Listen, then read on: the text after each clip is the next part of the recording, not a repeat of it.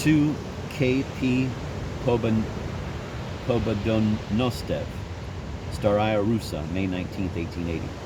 Highly esteemed Konstantin Petrovich, following a tradition of several years, I cannot let May 21st go by without sending you sincere and heartfelt greetings on your name day, wishing you all the best in everything that you wish for yourself. Above all, may God grant you good health and then a full measure of success in your new endeavors. I am sending this to your old address in the hope that the post office will know your new address. Before leaving Petersburg exactly 1 week ago, I firmly intended to come by to see you as to say goodbye to you for the summer and to ask you for a word of guidance that I badly needed for a very special reason, but the hustle and bustle connected with my departure prevented me from doing so, and I certainly did not come to Russa to rest and relax. I have to go to Moscow for the unveiling of the Pushkin Monument, not only for myself, but also as the representative of the Slav Philanthropic Society.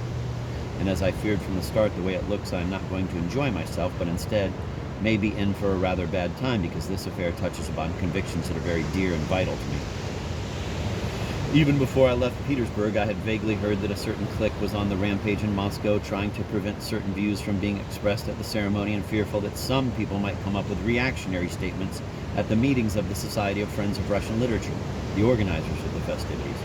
I, however, have been expressly invited by the chairman of the society and by the society itself, by official invitation, to speak at the unveiling ceremony. Even the newspapers have reported rumors about all sorts of intrigues. I have prepared my speech on Pushkin in the ultimate spirit of my, or if I dare say our, convictions. And this is why I expect that there may be a certain amount of abuse. But I refuse to be intimidated, and I'm not afraid.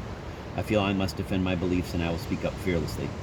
There the professors are wooing Turgenev, who has definitely become a sort of personal enemy to me.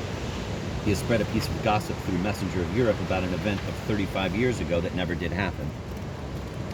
But I cannot sing Pushkin's glory while pleading for Veruchka. But why should I burden you, after all, with such petty gossip? However, the trouble is that it is not just ordinary gossip, but a matter of great public importance, because Pushkin symbolizes the idea that all of us, just a handful of people at present, are serving. And this is something that has to be pointed out and explained, and this is just what they hate. There's also the possibility that they won't give me a chance to speak, but then I will have my speech published. I shake your hand hard, highly esteemed Konstantin Petrovich.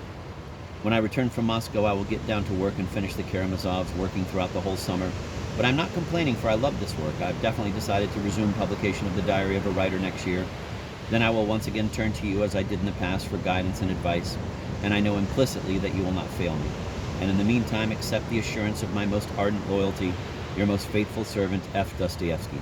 My wife sends you her congratulations and has just reproached me for having forgotten to mention her in my letter. Now the footnotes to the letter.